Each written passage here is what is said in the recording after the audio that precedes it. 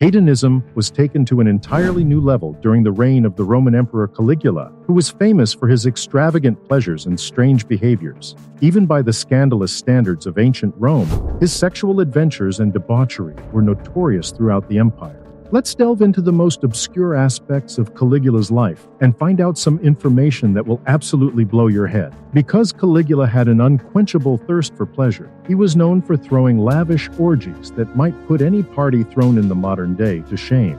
He would turn his palace into a playground of decadence and give in to every imagined desire while he was there. The presence of men and women, as well as extravagant feasts and an endless supply of alcohol, were frequently present during these evenings of excessive behavior. Even though he was married to his sister Drusilla, Caligula continued to pursue other sources of pleasure in his life. He had multiple sexual encounters outside of his marriage, including ones with other men, women, and even members of his own family. He was deeply involved in extramarital affairs. He had the misguided belief that he was above the conventions and restrictions of society, and as a result, his pursuit of illicit love was unrestrained. Caligula managed to carve out a position in history as one of the most affluent, perverse, and flat-out nuts rulers in all of history, thanks to his ability to squeak through political intrigues unhurt until he was slain by a crowd in the middle of a street in just 4 years as emperor. This allowed him to carve out a place as one of the most opulent, perverse, and flat-out nuts rulers in all of history. He maintained intimacy with all three of his sisters. The boy who would grow up to be King Caligula was raised by one of history's most astute mothers, Agrippinus the Elder. Caligula's father passed away when the boy was still a little toddler. Unfortunately for her, she came into conflict with Tiberius, the emperor of Rome. When Tiberius became tired of Agrippinus's guile, he had her executed and then went on to eliminate her other family members ruthlessly.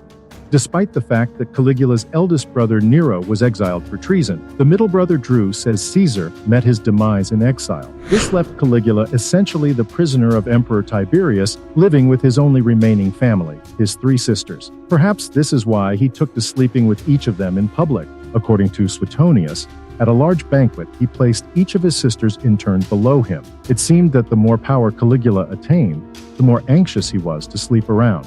Several historians, including Suetonius, claimed that Caligula had not the slightest regard for chastity, either his own or others. He was accused of having homosexual relations both actively and passively with Marcus Lepidus, as well as Master the Comedian, and various foreign hostages, in addition to a young man of a consular family. He slept with anyone and everyone. It seemed that the problem is that Caligula was very forthright about the concept that he would go after anyone who excited him, which was basically everyone. This is the source of the problem. Valerius Catullus made the admission in public that he had bugged the emperor and that he may have fainted as a result of his own actions. When Caligula decided to host a party, he would transform one of his houses with marble floors into his very own version of Studio 54 in Rome. He threw extravagant parties that were exclusive to adults only.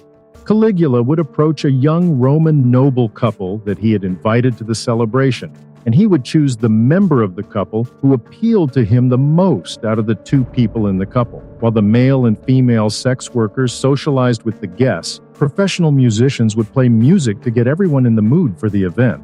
After that, he would round up literally hundreds of random people from a variety of different socioeconomic backgrounds. During one of his parties, he cut off the hands of a slave. Caligula was a bit of a psychopath who enjoyed playing practical jokes on his guests. In addition to possessing a volatile disposition, he also enjoyed pranking his guests. When asked what he found so funny while lightly giggling to himself at one party, the emperor is claimed to have replied, "If I nodded once to my guards, I could have all of your throats chopped at another party." This is what he allegedly stated in response to the question. When it was revealed that one of Caligula's slaves had been stealing silver, the emperor had the slave's hands severed at the wrists and then paraded him around the assembly so that everyone might watch the spectacle develop. For someone who was so concerned with how other people looked, he was responsible for the destruction of other people's lives because they were staring at the bald spot on his head. Caligula was a small man with pale complexion who was thinning on top, but who had a reputation for being fairly hairy everywhere else. Caligula could ensure that he was respected, despite the fact that he was bald since he was the emperor. Anyone who was caught staring down at him from a high location and who might have seen his bald spot, as well as anyone who mentioned the word goat in his presence, could be put to death immediately. Caligula took a keen interest in intimidating those in his immediate vicinity, and it is said that he perfected the art of creating horrifying and terrifying creatures through repeated practice. Attempts at acting in front of a mirror. He imagined himself to be a god who was still alive. Caligula became more and more convinced of his own godhood over the course of his reign. At one point, he ordered that every Grecian statue that was renowned for its artistry be brought to him so that he could lop off the head and replace it with his own likeness. According to Suetonius, he also set up a special temple to his own godhead with priests and with victims of the choicest kind. Within this temple was a life-size statue of the emperor. After being presented with daily offers of grouse, guinea hens, and pheasants, each after its own sort, he decided to get the last laugh by building a floating bridge. This was done in order to show his superiority. Numerous historical records make reference to the most well-known construction undertaken during Caligula's reign. An astrologer who worked for Tiberius made fun of Caligula when he was a boy, stating that Caligula had about the same chance of becoming emperor as he did of crossing the Bay of Bali on horseback, so as to mark the beginning of his reign. This comment was made in order to make Caligula feel inferior.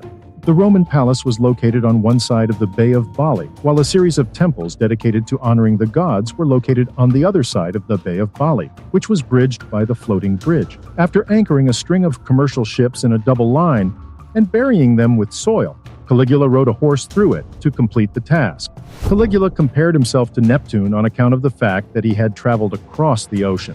He showered his horse with affection and reverence, like it was royalty. It's probable that Caligula's horse, Incitatus, was the sole living being that he put his full faith in. Caligula was so fond of his horse that he regarded him like a member of the family. The stall that Incitatus occupied was made of marble, and its manger was made of ivory. Caligula was the one who crafted him his console and made sure that his living quarters were suitable for it. In addition to that, he presented him with a set of luxurious purple blankets, which at the time, due to the high cost and scarcity of the necessary dye, were considered to be the color of royalty. His illness, which occurred not long after he ascended to the throne, is credited with bringing about a significant behavioral shift in Titus. Even though Caligula made a full recovery, some people are of the opinion that he was poisoned before he fell ill. Titus also had his own residence, which was manned with slaves and furnished by them. Believe it or not, but Caligula's attitude had already grown sinister before he became ill. Caligula was known for his compassion and his pragmatic approach to life. Nevertheless, as he became ill, he began executing people who were close to him or removing them from his court. In addition to this, he started spending more than he should have and engaging in numerous public affairs.